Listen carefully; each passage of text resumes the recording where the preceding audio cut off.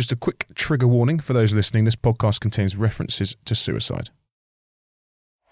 Don't give up. Don't give up. Gosh, I've been in tears. I've been suicidal. Last year was a really tough year for me as far as doing the business and things. I fell ill as well, so I'd have a major operation. And that puts everything into context, that we're not here for long. Might sound a bit sadistic, but I think you should be looking forward to Monday and disappointed it's Friday and you haven't done as much, or Saturday and you haven't quite done as much. Trials, tribulations, mistakes, barriers, successes and failures. Hear it here firsthand from those that have grown billion-dollar businesses to those that are just starting out. Winner of the Campaign Publishing Award for Best Business Podcast in the UK, Success is in the Mind is the only place where you can get a sense of business reality in a world full of idealism. Everyone claims to be an entrepreneur, but can everyone live up to the title? What does it take to start a business, to get your product into a high street store or grow a well-managed team? I'm Oliver Bruce, founder and entrepreneur myself. Join me as I interview business leaders and founders from across the globe, delving into what makes them tick, their differentiators and intrinsic motivators. This is Success is in the Mind.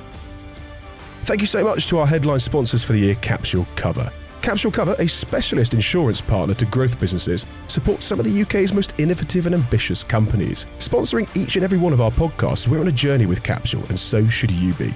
If you're a scale-up or an ambitious, high-growth business, check out how Capsule Cover can help you with bespoke insurance solutions. Inquire via capsulecover.com and quote Success22. Chase Vodka, Williams Gin, Tyrrells Crisps. It wasn't all gin and tonics in the sun for today's guest. Joining me on this episode of Success is in the Mind is bankrupt potato farmer turned millionaire serial entrepreneur William Chase. Aged 32, William Chase was on the verge of bankruptcy. Having bought his family farm off his dad for some £200,000 aged 20, it started to go downhill as the volatility in the potato market was too much to weather. William's life took a positive turn, however, in 2002 when he learned that rejected spuds were being bought up by US crisp maker Kettle. It was 6 months later, after William returned from the US, that Tyrrells Crisps was born. With 100% gross margin on every bag, Tyrrells saved William's farm. Turning over some 14 million quid in just a handful of years, William's cash reserves grew and enabled him to invest in a distillery where Chase Vodka and Williams Gin was born. In 2008, William sold Tyrrells to Langholm Capital for £30 million, but his entrepreneurial flair didn't stop there. Ladies and gentlemen, William Chase.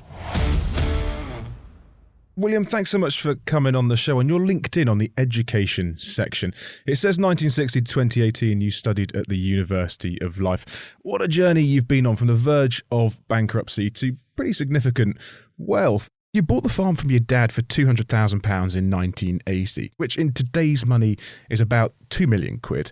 Where does a 20-year-old get nearly 2 million quid in today's money from? In those days, I had a bank manager that if the bank manager liked you and agreed with you, he would lend you the money. So I had a great local bank manager. I had to go and stand outside while he paced up and down and made a decision, and that was it. And my cash flows and budgets in those days weren't too scientific either. They were sort of very basic spreadsheets. But in terms of actually generating that cash, I mean, what was your business plan? What was your spreadsheet? What was your vision when you sat down with that bank manager and you went, right, I need 2 million quid now, 200,000 quid back then to buy my parents' farm? I think it's shocking to think about it, actually, for a 20-year-old to go back into probably any 20-year-old and think about that. But I just had this vision that if I did these things, I would be making some money. So probably one of my first businesses was a muck spreader hire business, which I thought would be a great success. So I bought these second-hand, borrowed the money on top of the farm to buy these manure spreaders, and the farmers just brought them back in a mess, and it lost a lot of money. So in my trail of business experiences, I've had more failures than I've had successes. But visually out there in the public eye, it looks like everything that Mr. William Chase touches turns to gold. But that, as you say, isn't the case, because really at the point that you borrowed the money over the next sort of 12 years or so, the volatility of the kind of potato market, as it were, was just unbearable. You were on the verge of bankruptcy. You really didn't have much left at the end of those 12 years. You know, what went through your head when you nearly lost your parents' farm, your childhood home? I think it's survival. I think the key point to your last question about borrowing that money was probably today, comparing today, is to the interest payments, because I started at about 12-13% when I was 20. And by the time I was 30 and I crashed, I was borrowing money at 17% fixed with the bank. And because I was always over my limit, I'd never got enough cash. I was flat out. I was always on extra penalties. So I was probably borrowing money about 25% on those days, paying compound interest on on compound interest. So it got me very fit to run very fast and hard to try and beat that, especially in an industry where there's a lot of cash involved, vested in it, but not a lot of profit in it. How did you get up in the morning? What did you do? How did you kind of construct a kind of productive day, knowing that you kind of didn't have anything in front of you? That's a great question, because my 20s were involved getting deeper and deeper into debt and having to struggle harder and harder. So probably as a mental side, is one of the hardest things. I used to wake up at 2-3 o'clock in the morning and really used to worry. And I remember talking to one guy one day and said how much it used to worry me. And he said, I had the same thing. He said, but then I'd go back to sleep. When I woke up at 7-8 o'clock, things weren't so bad. So it was that, it's getting yourself adverse to risk. And you learn, my 20s taught me that the definition of a profit was a reward for a risk.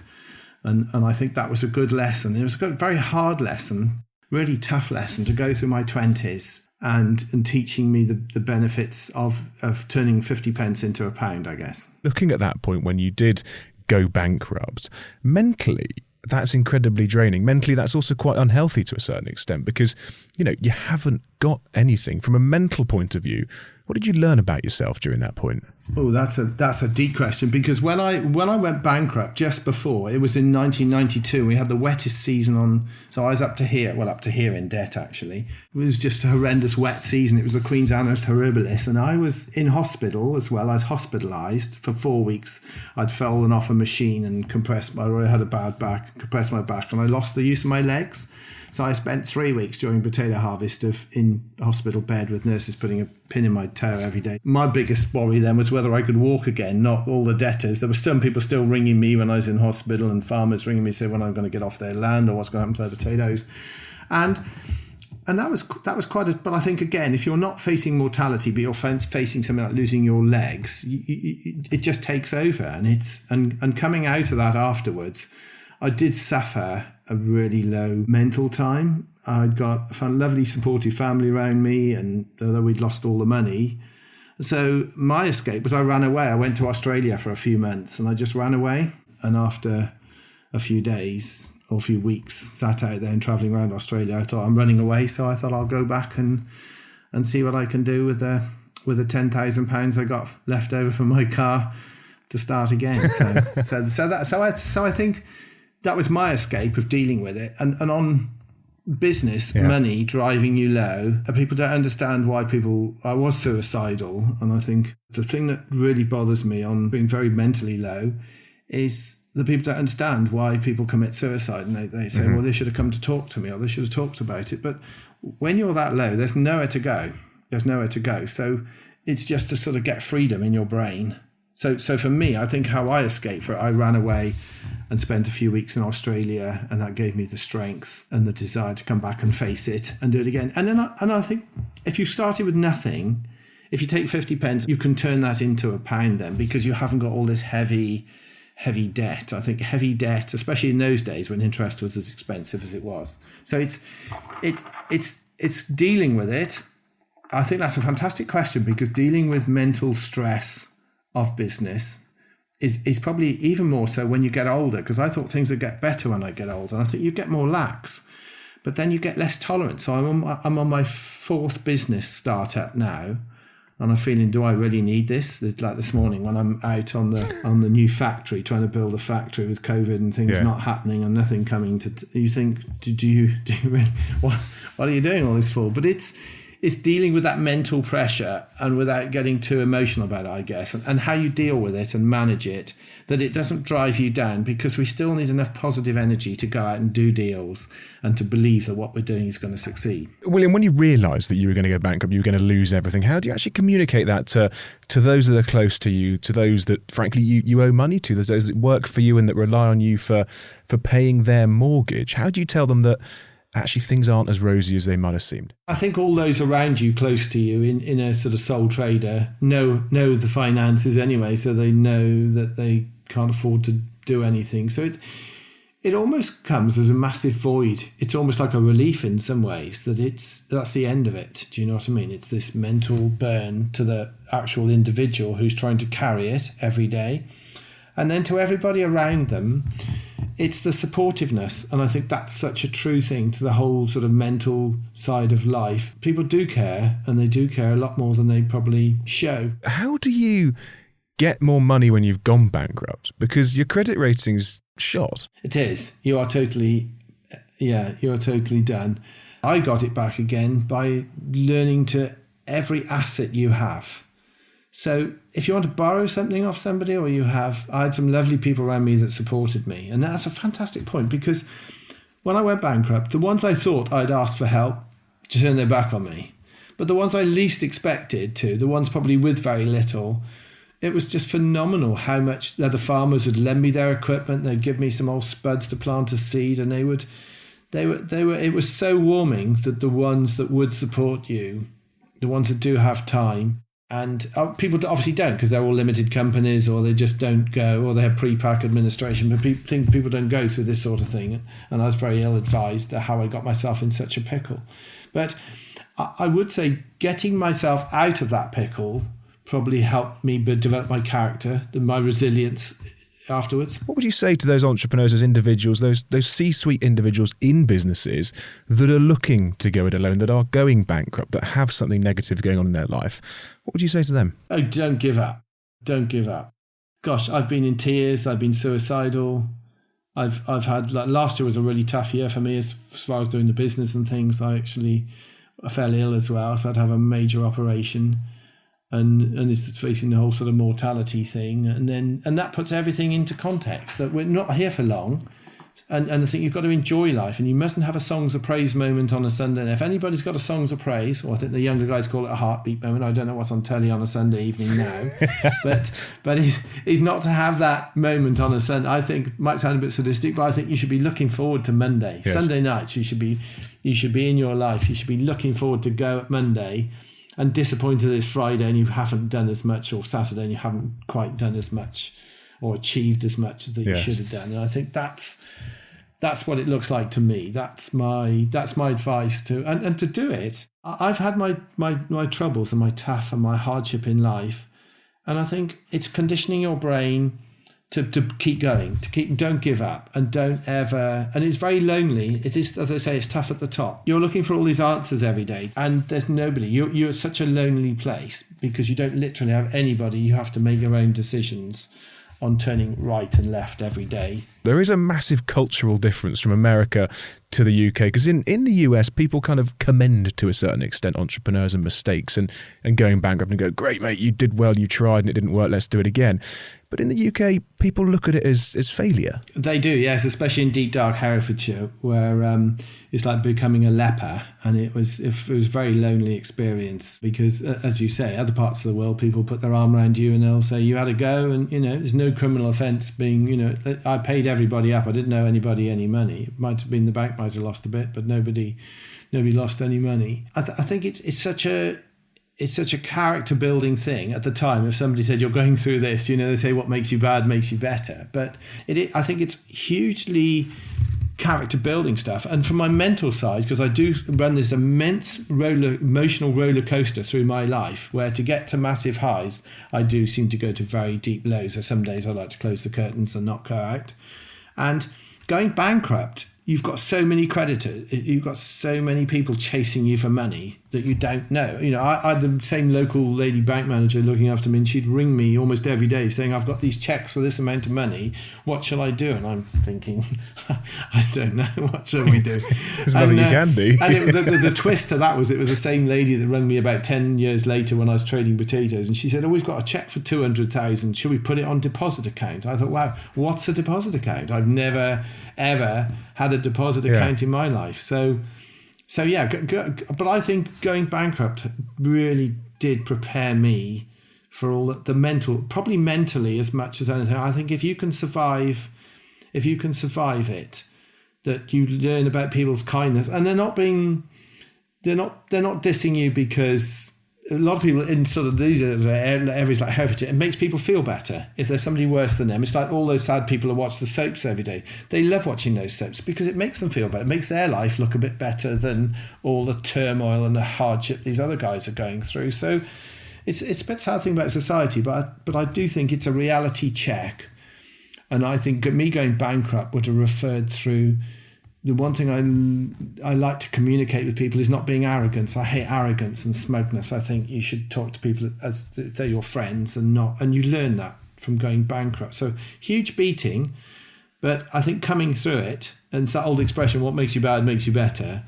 I wouldn't say I would change it. I would, if I had my life again, I'd love to escape that chapter, but yeah. But it happens. But it formed exactly. you. It formed you as an individual. Yeah. And you, like you said, what would your advice be to anybody that's struggling? Or it's just never give up. Never give up. It's your life, and we only have one of them. Put your mask on first. Look after yourself first, and get fit and get at it.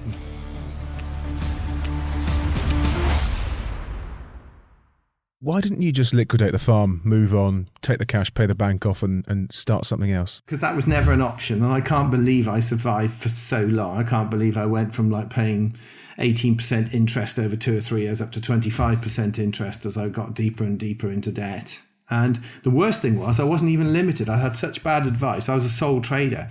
So when I finally did fall over the cliff, I lost everything. They took every single thing off me. The receiver let me keep my car, which was worth about £10,000. So when I started again, that was the only equity I had, was this car worth £10,000 when I was 30, and I was drained of every single asset. Including the family farm, the house, all the assets on it. Everything, the lot, yeah. And that's why I found a local bank manager that was brave enough again to help me take it over again and start again. There's a huge amount of a risk in your world, though, because it's entirely weather dependent, right? It is. You're sort of almost growing lucky crops. You've got to grow lucky crops, and there's always these lucky crops. Potatoes, they said they used to be like champagne and mussels or pop and cockles, and it's probably more pop and cockles, and I never really got to see the champagne and oysters. But we've had a lot of farmers turned entrepreneurs on this programme, not least Tom from Mama Foods, who was a farmer, turned into making porridges, and has recently actually exited for a good few million quid. Now, looking at the work ethic of a farmer and looking at the work ethic of an entrepreneur, there's some serious synergies there in terms of working around the clock, driving forwards and taking pretty significant risks, Will. There is. That's a fantastic point, and I'd really forgotten about that. I think that goes back to upbringing. But if you look at a lot of good farmers, they're not just good at one thing. So most people, large company people or professionals, a farmer, to be a successful farmer, you have to, first of all, be very good with your numbers. First of all, securing the finance and using the finance and operating the finance. You have to be very good at husbandry, crop husbandry, animal husbandry, keep your animals or your crops alive and prospering and doing well. You have to be a mechanic. You can't be a farmer if you're not a good mechanic, if you don't understand how things work. And then there's nutrition, crop nutrition, animal nutrition. So, and today you have to be very good marketing. You look at a lot of farmers, how good they are at marketing themselves or marketing their crops. So I would say as a farmer, you've probably got the biggest, widest brief that any professional would have, because you have to do the whole thing. So for one individual, my career, starting off as a farmer, having to learn doing all of those skills, I think you can't ask somebody to do something for you if you don't know how to do it yourself. And I think, but the trait with all these things that most farmers and most people I've employed in the past, especially getting to management and senior management level, the biggest mistake that people make, and I've seen it happen with so many farmers, is people don't let go, or they're too scared to get somebody in better than themselves. And I think the one thing I've learned in business and life is never be afraid. And it's been the collapse and probably with a lot of my businesses and people I've taken on, the biggest problem has been individuals, holding on to their job and being scared to get somebody in better than them. And this is probably one of the biggest problems that business faces and I know a lot of farmers and individual entrepreneurs, they can run small businesses, but they won't let go. They can't trust people to go. And you have to trust people, and you have to accept that it's not always going to work, and 9 times out of 10 it doesn't work. But you have to trust and let go, I think, and inspire. I think inspire is an amazing word to get to do things, to achieve. If you can't inspire others, if you can't inspire a bank to lend you money, or you can't inspire a community to buy your product, or you can't inspire people to work not for you but work with you, I think that's the thing. And in terms of when you took the farm over on your 20s, you will have had staff around that point. You just referenced delegating as kind of the key to growing a business. 20 years old, How do you delegate? Oh, well, you think you do. At that age, you probably do a lot of shouting and getting cross with things and emotional. Tremendously emotional. I was really emotional, even setting up Tyrrells. I can remember the emotions I'd have when guys on the farm would park the muck spreader outside the door when the Marks and Spencers are doing an audit or they want to come round. It's quite frustrating. So it's controlling your emotions and being able to communicate with people and still gaining that respect. So I think that's a fantastic point, because building Tyrrells, I was sort of out there in the morning at 5 o'clock, switching the lights on, trying to get the oil warm and get everything going, so when people came to work it was all ready for them, and then right through to the end of the day, that when they went home I'd be there switching the lights off and sort of tidying up behind them. And I think you get great respect for that, and that's quite easy to build a successful business if you're leading from the front. The hardest part is if you want to do it remotely or do it from distance. You can't just stand on the touchline and shout at people. You've got to try and nurture, and I think that's the secret, and that sort of, I think, to me, leads always into that question that there's different people in small businesses than large companies. And all my companies, I've struggled very, very heavily with people from larger businesses and the comforts and the surroundings of a large company, trying to get them to fit in, to become multitaskers, to work into a small business. Most people in large corporates that have come to work for us say, well, what happens if somebody doesn't turn up for work?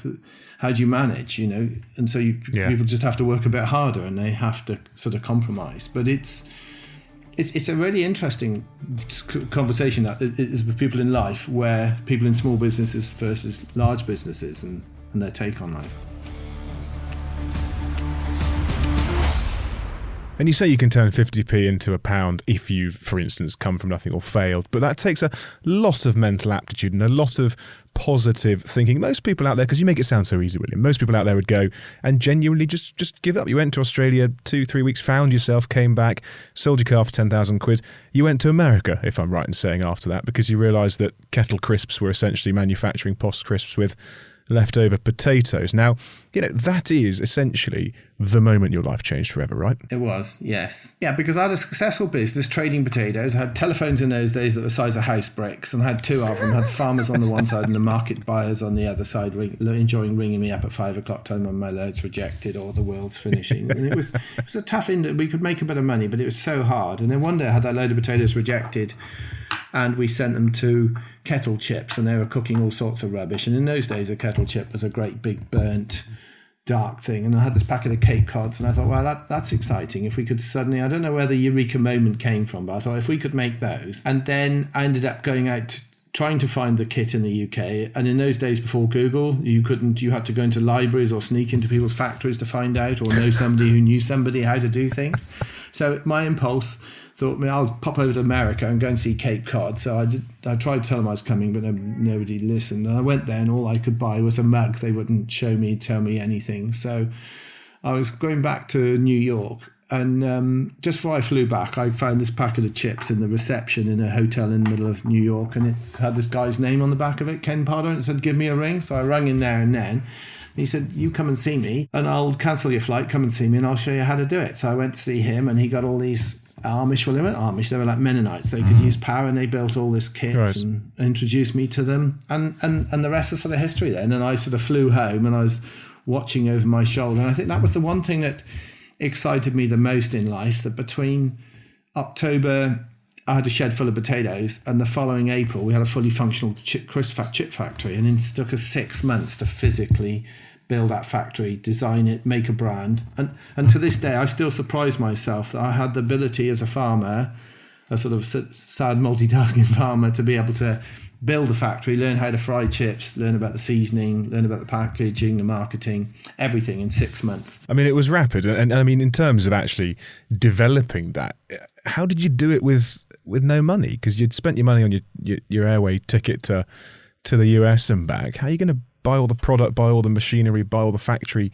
gubbins that you need to launch a brand? So we begged, borrowed, and sort of not stole, but we begged, borrowed and things, and we did our best, bouncing around, and tried to, and got some finance, and sort of got back into it then, bought some old second-hand equipment, and it was all very mechanical, it was all very basic. We had you'd see the farm, we started making the chips, the farm guys would be in their overalls and their wellies, sort of stirring away at the chips, and not quite chasing chickens out the factory, but it wasn't far behind it. It was quite sort of, But it worked, and it worked. And we had so many problems. The packaging machine I bought was cheap and secondhand. It was made for doing nuts and bolts, and every 10th packet used to have a hole in it. So I used to have my ladies used to pack because I had to feel every packet to make sure that, and it was. But you get all that. That's all part of the fun of starting off and the pain and being. And as you said, that's a great question of yours, of how resilient you can be to the problems, because there are problems, aren't there? And you've got to be so resilient to those problems. It is a tough thing, getting money, getting credibility. People think it is easy, but it's not. Nobody has endless amounts of cash. No business does. Everybody's trying to maximize the use of their cash. And I don't know how some people do it. And they don't. Sometimes people are lucky that things make more money than they're budgeted, but quite often it's like your domestic managing your own personal cash. It never comes to what you think it does. It always comes to more. If you buy a new kitchen, it always comes to a lot more money than you budget on. It never stretches far enough. It never does. And in terms of structuring that business, you said the ladies that were packing the crisps and the guys that were running around essentially chasing chickens.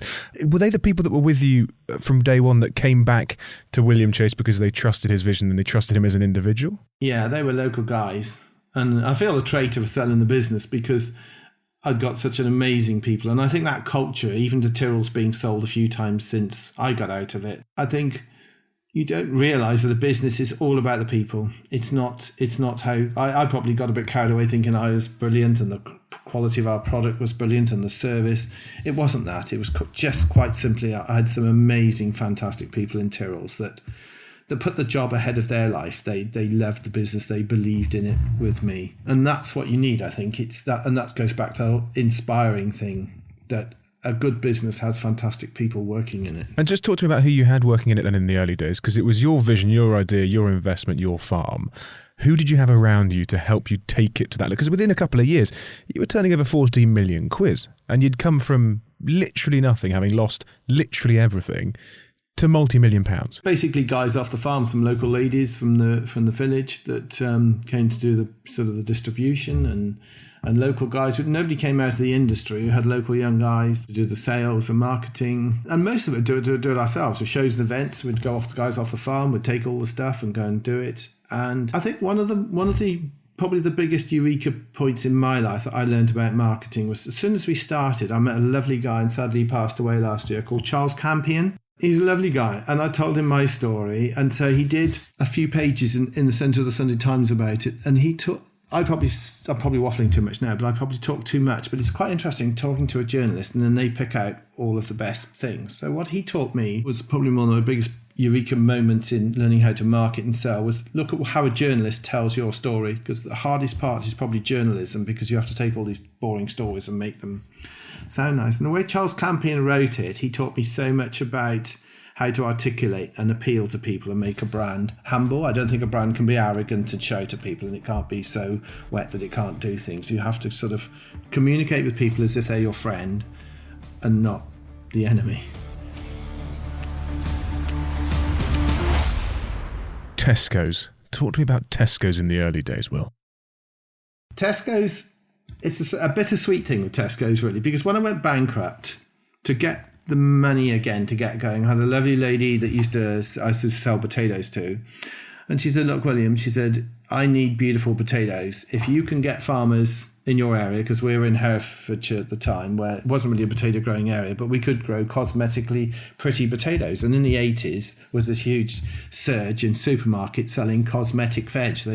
People weren't buying veg in the 80s and the 90s anymore for its taste or its seasonal. They're buying it on cosmetics. So all the supermarkets wanted cosmetically pretty looking potatoes. And that was probably another reason I got into Tyrrells, because we were getting to the end of that. When you get something that's an opportunity, a lucky crop or a fad or something, you have to get in and get out at the right time. So she was phenomenal. So with Tesco's, we formed this thing where I'd source the potatoes. So I basically became a potato source trader for Tesco's, which that worked really well for a year or two. But then again, once the supply gets better, you could see the cracks, and that's when Tyrrells sort of started. So, I went into Tyrrells, but because I dealt with supermarkets under that pressure of constant price pressure all the time, what was just so nice was being able to make a product with Tyrrells, put it on pallets, and not have to worry where anybody was looking for the good ones, because it was you were selling something with your own brand on it. And then it was the boom then of the farm shops about 2000,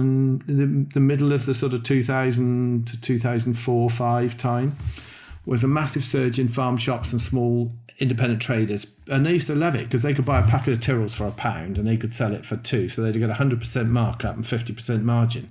So they were making more money out of Tyrrells than anybody else. And then we bought the vegetable chips in, which make them even a bigger margin. And then Waitrose wanted them. So we put them in Waitrose, and Waitrose would make probably 30-40% more margin out of Tyrrells than they'd make out of Kettles or Sensations or all these other products.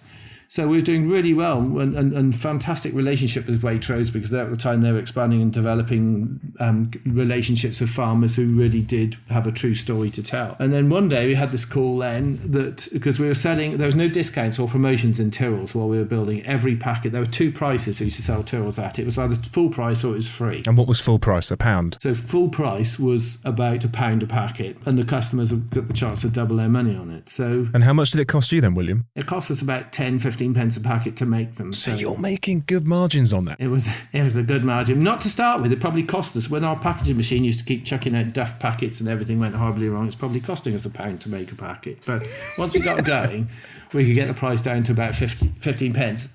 And the most exciting thing with a lot of businesses, if you watch their growth, normally, as most businesses grow, everybody has to go for this fixation, especially crowdfunding, and all brands now, they have to go at this lightning growth. But the peril of that lightning growth means getting listed in discounters. So the amount of retros and support you have to give. So your average price per outer goes down while your average price goes up. The magical thing with Tyrrells was, as we innovated, the price went up. And so our margin went up because our cost of production went down. So I suppose you owned all the kit as well, Will. You owned the farm, you owned the kit, you owned all the IP. So surely you weren't paying rents on anything. So the margins were just getting better and better. That's right. And the overheads, there was nobody probably paid over sort of 40,000 a year in the business as well. So there were no high overheads. There were no fat cats. There were no corporate guys. The first thing you get the corporate guys in, they have to put a team in place, and wages and salaries, I think we could run the business at about 15, under 20%, which was a good... That's incredible. That is. But what strikes me as remarkable is the fact that Tesco's were essentially buying grey crisps. They were buying it on the grey market, right? You're not going to let that one go. I'm not. I'm fascinated by it. No, in fact, people on this podcast, though, Will, who have sold grey Cisco kit to individuals and made millions. I mean, hundreds of millions. And he's coming back on the podcast in a few weeks. But buying grey chips and selling them as a normal sort of RRP price, that's a bit corrupt, is it not? Yeah, but as people say, it's not personal, it's business, isn't it? That's what they said to me at the time. But what was fascinating about it, we built this beautiful little model with Tyrrells, no discounts, no retros. We were doing so well with Waitrose that one day somebody told me, he said, your product's in Tesco's. I said, no, it's not in Tesco's. And then a few people would say, yeah, you're in Tesco's, you're here, there. So what had transpired, the Tesco's had gone to a wholesaler that was selling on and bought a few lorry loads of our stuff, and they were selling it sort of at quite a strong discount. So they managed to get me in for a meeting. And this is in the days when Tesco's were very, very aggressive. They were the best. They were performing, they were doing so well, but the pressure they were putting on farmers for their food and their margin, and at the detriment of the farmers, really. And it was probably the climax, the top, I'd say, of the cheap and easy food time that we've had. And I don't think those days will come back. But it was at the time when, cheap wasn't cheap enough for supermarkets putting their price, and anybody really, on their commodities. It was that day that I said, we've got to do something about this. So they wanted a meeting. So I went in there and I went through the whole corporate thing of having, a meeting with them. And they basically said, you should leave the marketing and things to us, and you should get back on your farm and do what you know best. And so it was quite an arrogantly led meeting on their behalf. And I thought about it for a few seconds. And then for some reason we had a bit of interest from the Telegraph, were interested in doing a story about it. So I thought, wow, do we do a few million quid's worth of business with Tesco's? Or do we stand up for what we believe in? So we did our thing with the story. Then the Saturday night, the phone went, and it was a Today programme, and they wanted to do a thing with the Archbishop's leading about fair trade. And so we did the Today programme at 6:00 on the Sunday morning. And that day, I think there was about 20 interviews, and it was sort of at the time when it was about the sort of underdog, So it was amazed me, the support. And the reason that Tesco's wanted to, they said I should charge the same price. I should get into line and do the same price as Kettles and Sensations, which Tyrrells probably are now, down to those levels. But in the time, I thought, no. And it taught me, for a brand to be so strong, to be able to stand up, making something to a quality, to a standard, and not to a price. That's, I think, the ultimate in marketing, really. If you can sell a brand on desire and not on price. Obviously, it wasn't that personal, but it was quite a tough thing to actually stand up and be on the sharp end of that experience of... Obviously, people wouldn't do that today because of those things. It was like a 10-year-old being asked to do 10 sides on euthanasia. Obviously, people don't trade like that, and they don't do things like that today. But it's quite a fascinating point, that where the market and where the world and how people trade is today. But it's a brand that's strong enough, and there's only another car. I think it was only Levi's, the only other people that ever delisted Tesco's on stocking stuff on the grey market. But it was certainly a massive experience for me. Well, I mean, it wasn't long after the fact that you'd almost shoved two fingers up to Tesco's and kind of, maintained your margins, I suppose, that you started to turn over roughly, 14 million quid. You then obviously went to the bank and asked the bank for a bit more money to be able to grow the business. Now, the bank made it conditional. They made sure that you had to put a management team in place and you had to have a certain amount of structure to be able to get this loan, for instance. What did you do at that point? Who did you hire? How did you know the right people to hire? And, did you go about doing that? Or did you, again, put two fingers up to the bank and go, I know best? I should have done, actually. I should have put two fingers up to everybody and carried on as I, because we were fine. We had a great team. And I took the advice. of some accountants, some advisors. And they said, you've got to have a managing director and you've got to put this team in and you've got to do this and that. And then as soon as we did that, the whole sort of magic structure about the company, it suddenly got where everybody is working for themselves and they weren't working for the company anymore. So they're more worried about buying their Range Rover Sports or their package or they're buying their Ferrari one day than they were about the actual business. And so we could talk for days about equity and giving people equity and how people travel through a business development from nothing into something that's obviously a brand, that's a tangible brand that's worth money. And there is a culture, and you cannot. There's some, again, going back to one of the great guys, something like Doyle that did Dollar Shaves to make a company that's worth a few billion, and he's done it with 12 people. I think it's phenomenal how small teams of exceptionally hardworking people how much they can produce compared to the corporate monster of how people do it. So I did fall into that trap, and I wouldn't go back there again now. I've done it twice. I probably fell into that trap again with the distillery, and I wouldn't go there again this time around with this business. I just wanted to be an employee-owned company and trading without the need for the guys that just worried about their Ferraris and their short-term gain, because there is, I think, brands that have got full tenacity. If they actually physically make their own products, and they don't just have to sign up to B Corp or a few things to tick a few boxes or plant a few trees, but they genuinely are responsible and they're good employers and they're actually manufacturing. I think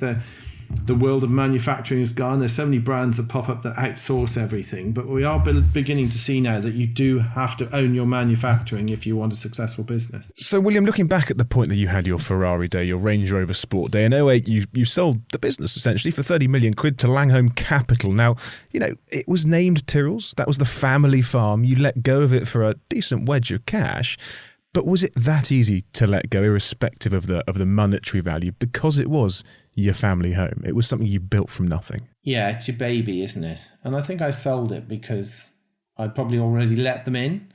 So I think they'd probably already spoilt it, the corporates. And it's when you build something and it's your train set, you've got your goods trains, you've got your passenger trains, you've got everything perfect. And you're buying everything, you're not doing it on the never. For the first time in my life, we were building a brand organically. We weren't soliciting our sales, we weren't paying for sales. And then because I let these corporates in, we were suddenly paying for sales and a lot of people believe that the only way you can sell something is to pay somebody to take it, which that's not my method at all. You make something of good quality and people buy it off you and pay you for it. That should be the theory. So yes, I think it was, when I look back at it, it's your baby and you've dressed your baby in your clothes. It's like I called it chips. There's a massive difference between a chip and a crisp. And I used to love it when people used to write in and say, they're not chips, they're crisps. Chips are something you have with your eggs or your fish, and crisps or something. But it wasn't. A crisp is something that's flat and it has all the starch washed out of it. And it's high in fat and it's industrial processed, whereas a hand-fried potato chip is something that has a lot less fat and it's cooked with. It's very difficult to cook. We're not going into that now, but it's very hard to make it. So it was obviously, when it had a redesign and a refresh, they have to turn chips into crisps because you're selling it in Tesco's too for and doing twofers and bog offs, and so so that's all part of it really. Is doing what you stand. It was probably the same with the distillery. What I loved about the distillery was having a single estate, and then when you have the corporates get involved, they say, well, you can't call it single estate because people don't know what that means. You got to call it farmer Palmer and farm to bottle or something. Or I believe it's like a brand. If you start a smart brand off, you have to start off at the top, and you have to sell it to people who physically understand what it's getting. And then once you get into mass market, you've got people buying it just because their friends are telling them they're buying it. They're not buying it because they actually physically understand it. And that's, to me, that's brand magic and brand value, that a brand can not earn its reputation, but it can generate slowly its credibility. Do you regret letting the corporate into the business? Oh, yeah. I do, yeah. My advice to anybody, if you've got a beautiful business, don't let them in, because you don't need huge management teams. There's almost like a corporate joke. It's how many corporates does it take to change a light bulb? And that's an infinitive number. But whereas you get a true entrepreneur, or you're going back to where we started this conversation with your true farmer, you just, you know what size bulb it needs, you switch it off and you just do it yourself and you just do it. So it's almost like that speedboat working. Mm-hmm. And I have so much respect for people that can keep the business and they haven't let the corporates in, like James Dyson. What amazing business he's done. And he's been he's a lovely character. And to do what he does is phenomenal. And so I would, if I had my time again, I'd do what James Dyson, or even the Bamford family, if you look at JCBs, they haven't let the corporates spoil it. They've kept it and kept the innovation. Beautiful brand, great business.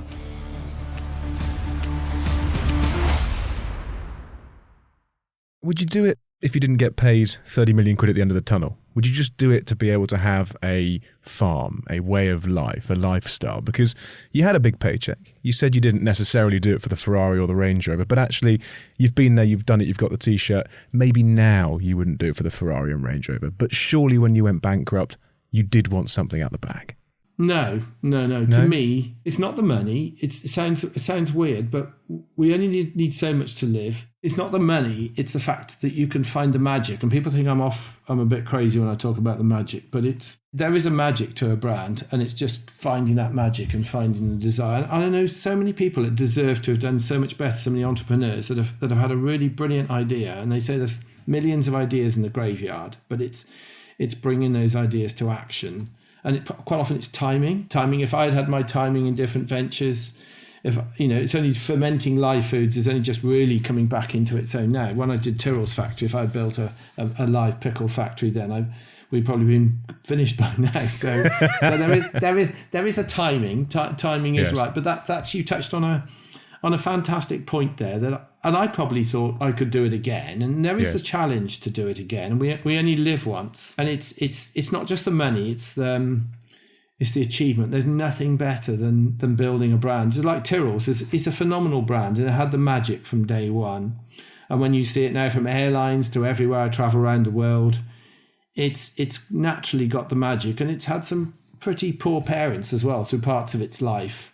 And the brand is so robust and strong. I think it's in good hands now, and it's in a safe home. So it is a fascinating one to see. But your brand is like your baby, and it's imagine you bringing up your baby and then somebody else takes it and dresses it. Just after you got rid of your first baby being Tyrrells and sold out there, you decided to reinvest and have another baby, and you decided to go into the world of sort of vodka, essentially alcohol drinks, and Chase Vodka was born. And obviously you used an element of the capital that you got from your exit to invest into Chase Distillery, into this new business.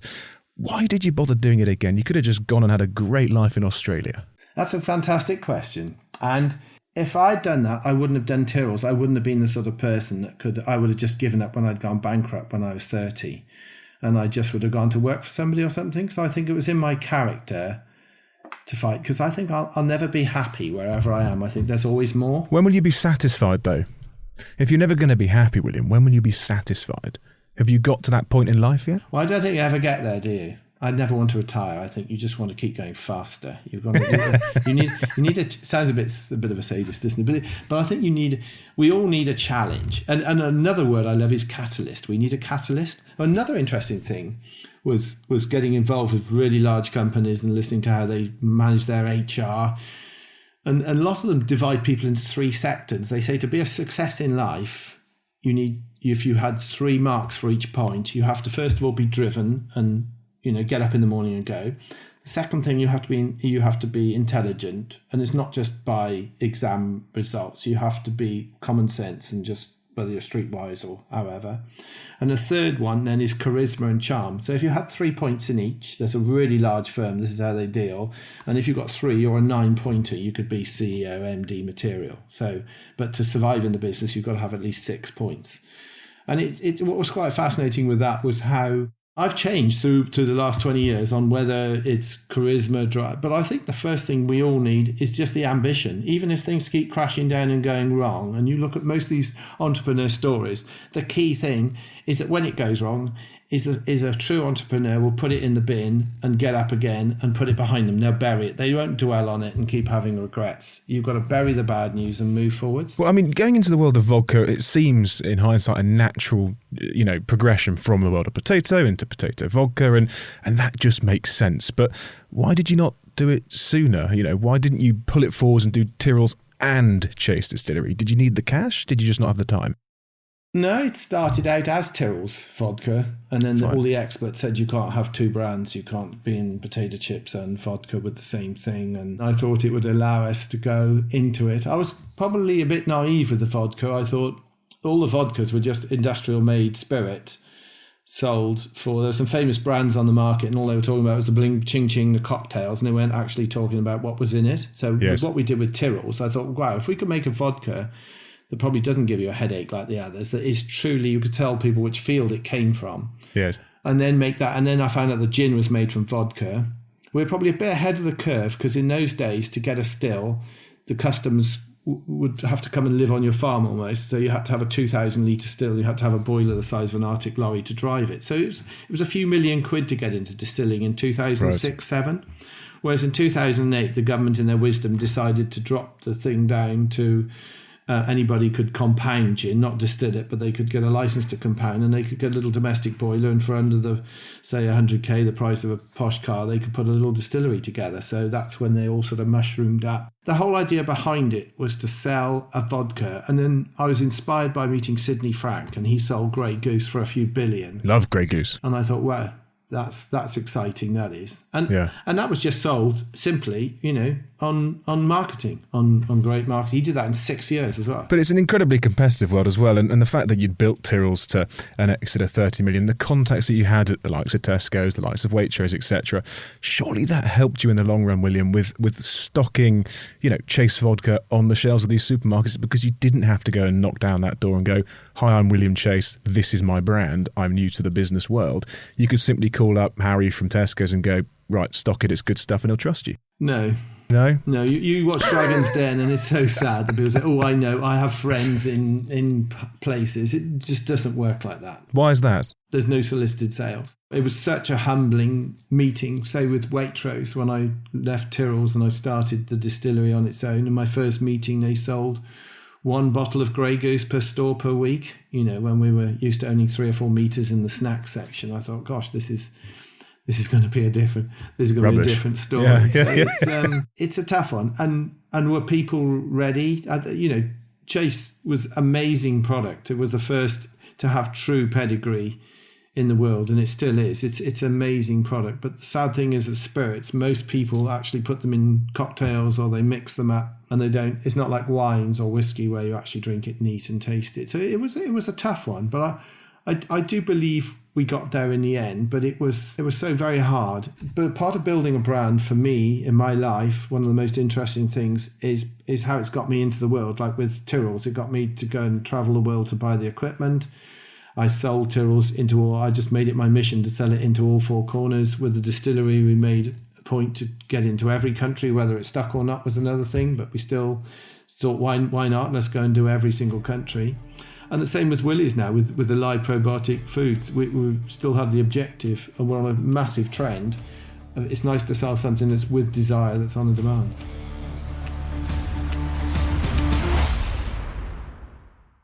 Your business, your life, I suppose your legacy, William. Your sons are in the business. Now, they haven't had to go through the trials and tribulations that you've had to go through. They haven't had to go bankrupt, for instance, but they've been almost gifted a business which is working, which will work, which has the money to continue to work irrespective of what's thrown at it. Do you think they get business like you do? It's a very tricky one, that one, isn't it? Because they say, should you treat your children as a friend, or should you treat it as a stranger? And a lot of families where they've had success in the families, they say it's probably better off not to be too friendly. But I think we're lucky that they're great at business. They love it, and they find their own. And we've had some fantastic fun together as well in the business. Nothing lasts forever. And I think myself, if I'd been privileged and grown up into a lot of money, I think I'd been quite happy spending all summer in the Côte d'Azur in the winter in the Alps, and I wouldn't have been wanting to spend any time in business at all, probably. So it is in trying to install that hunger. And you're incredibly passionate, and I'm sure they're incredibly passionate, William, as to what they're doing within the business, irrespective of what sector they may be in or what department within Willy's. Now, looking at you as an individual, you are, to me, clearly successful. I'm sure a lot of people listening to this will think you're successful as well. But to you, Will, what is success? Oh, that's a good question, isn't it? What does success look like? Success looks to me, and that's my trouble, is I've got this gene that enough is never enough. And so success to me is a success. Is getting your widget out there and people wanting it and the desire for it and it to sell and trade. And success, you can't you've got to nurture it. It's got to come from itself. But success to me is just simply making something, making a mark, creating a desire, getting paid, and that's all there is to it. And then those customers coming back again, not selling something to somebody once, but selling it to them again and again and again. You're improving somebody's lives. That's why I said I'll go back to somebody like James Dyson. From what he's done, if you can improve people's lives, not by the products you're making, but by the actual business. I like to think back on the amount of people we've employed, that I think we've helped a lot of people develop their skills, because I think 90% of people are in the wrong jobs. I think the majority of human beings could do an awful lot more if they were inspired and they were put in the right system. I think the corporate system is terrible. One of these big companies with inspiring young people to become multitasking and I think if you can get young people into a very entrepreneurial environment and show them their own ability, it's phenomenal. So, well, your recent business, Willy's ACV, if I wanted to buy some, where can I get it? So Willy's were available in Waitrose, Sainsbury's, any store that respects live, healthy food, it's available in. So any store. It's amazing, the online sales we love now to deal. We're making lots of fresh live ferments, the things that we can't sell through retailers, that is only about for a couple of weeks. Things like live kombucha and different products, so we sell it all online. And today, it is all about digital, and D2C is obviously the top word for any business. William, thanks so much for coming on the podcast. I love what you've built. I love the brands. Best of luck to you and best of luck to your sons in the business. Thank you very much. It's been a pleasure. Thanks for listening. Coming up next week. I think, again, it's just sort of don't get too high with the highs and don't get too low with the lows. You know, you're going to go through moments of great growth and it's so exciting and you're conquering the world, and then there are moments where it's like it's tougher and it's a grind and the team aren't that happy and your investors aren't that happy, and it can change so fast. Thank you so much to our headline sponsors for the year, Capsule Cover. Capsule Cover, a specialist insurance partner to growth businesses, supports some of the UK's most innovative and ambitious companies. Sponsoring each and every one of our podcasts, we're on a journey with Capsule, and so should you be. If you're a scale-up or an ambitious high-growth business, check out how Capsule Cover can help you with bespoke insurance solutions. Inquire via capsulecover.com and quote Success22. See you next week, 8 a.m. on all podcast platforms. Simply subscribe or ask your smart speaker to play Success is in the Mind podcast. This is a Pinpoint Media podcast presented by me, Oliver Bruce, produced by Dan Miller and Fergus Bruce, edited and designed by Harry Fox and Victoria Bramwell, filmed by Madeline Harris, marketed by Ellie Hanwell and Rachel Buchanan Hughes, and managed by Bethan Wyatt and Annabelle Lawton-Smith. Quite a team. Thanks, guys. If you know anyone you think we should interview, if you want to tell your story or have your say, please reach out to me directly via podcast@pinpoint-media.co.uk. Remember, there's never a good time to start a business, but in business, you should always have a good time. Cheers, guys.